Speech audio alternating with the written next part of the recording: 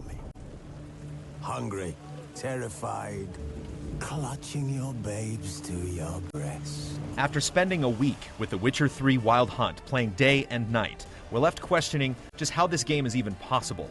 It's not without a few rough spots, but it consistently impresses with complex branching stories, challenging combat, and wondrous creature designs, all in a stunning and enormous world that feels as if every corner has had a close personal touch. Gerald, right? Not Gerald. Geralt. Oh. Dreadful sorry.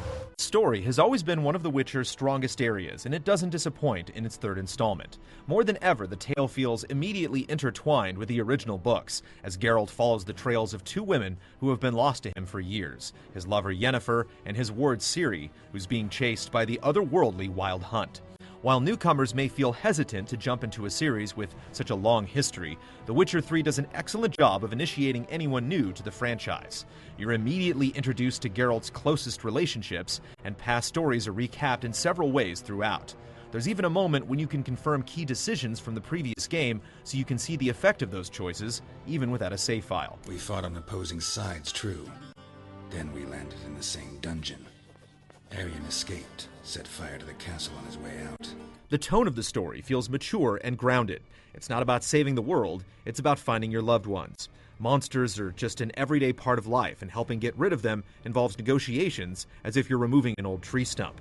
You're introduced to a rich array of characters with different personalities and complicated relationships. Old enemies might put their grudges aside, and you're often left questioning each person's motives. Much of this interaction connects strongly thanks to the expressive facial animation, speaking volumes through eye contact, furrowed brows, and gestures. How many years is it now? 6, 7? But what should be doing here? Of course, it wouldn't be a proper Witcher story without choice, and you're constantly splitting hairs about the right thing to do, at times having to choose your words carefully in order to avoid a fight. While Geralt is tasked with killing monsters, even they make you question whether you should kill a Sylvan posing as a village's god, or a succubus who claims to have acted in self-defense.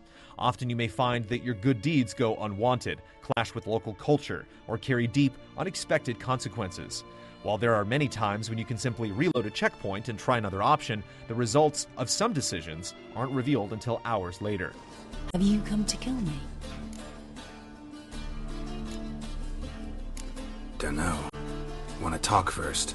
This sense of choice and consequence carries into the quest design, making nearly all of them feel meaningful, whether you're simply helping an old woman get back her frying pan or spending hours to track down a baron's missing family. It's even worthwhile to invest in the local collectible card game, Gwent, as rounds make their way into other quests as well.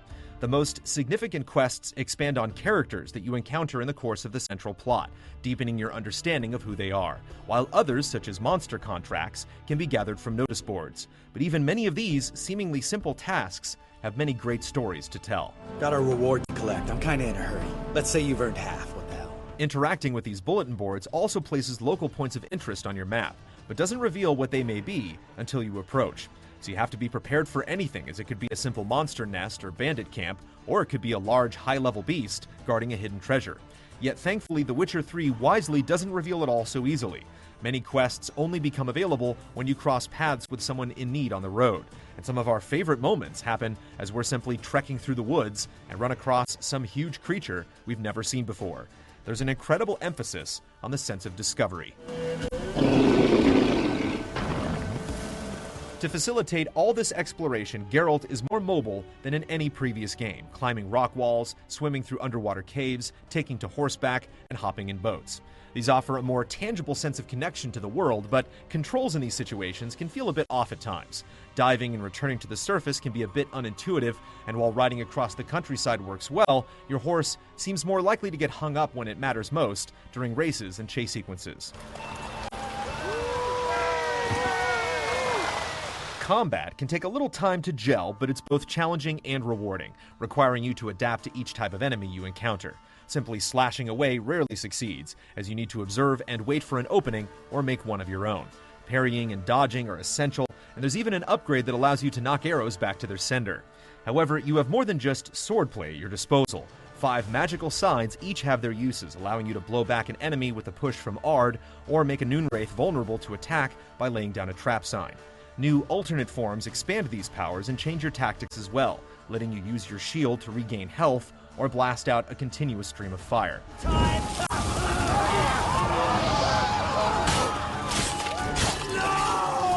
You still have other tools at your disposal too, including various bombs, oils to coat your blade against specific monsters, and potions that provide buffs.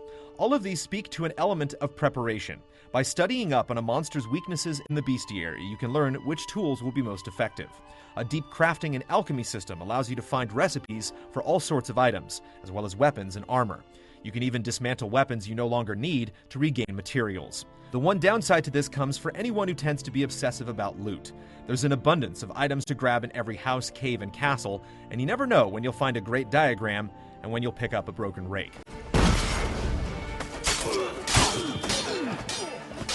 Another new element to Witcher 3 expands on actually hunting monsters through investigative sequences. Holding a button highlights items that stand out to Geralt's enhanced senses, allowing you to examine clues to determine what's happened in an area or identify what kind of monster would be responsible and follow its footsteps or scent trail.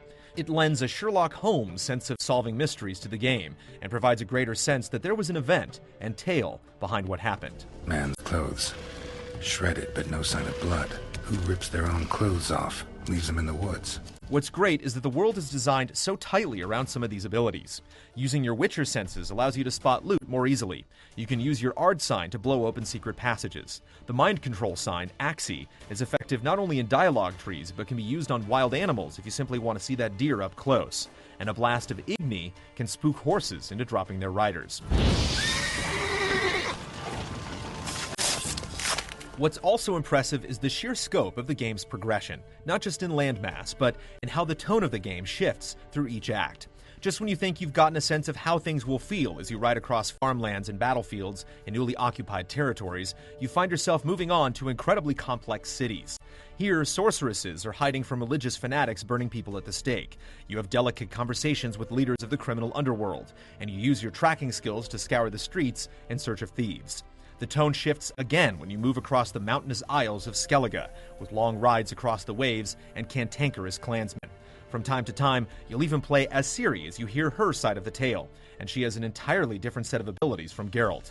The tone similarly shifts in later chapters, which we'll avoid spoiling, but even with its enormous length, The Witcher 3 continues to surprise through turns and scenarios that you simply never see coming. You're hiding something, and that's one thing I can't stand. The landscapes are stunningly beautiful and believable, with light shining through trees, leaving trailing shadows at sundown.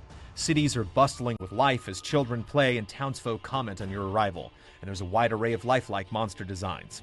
It's hard to fathom how much life and character comes through the craftsmanship when you consider the enormous scale of it all. Now you shall chase shadows and wander midst fog.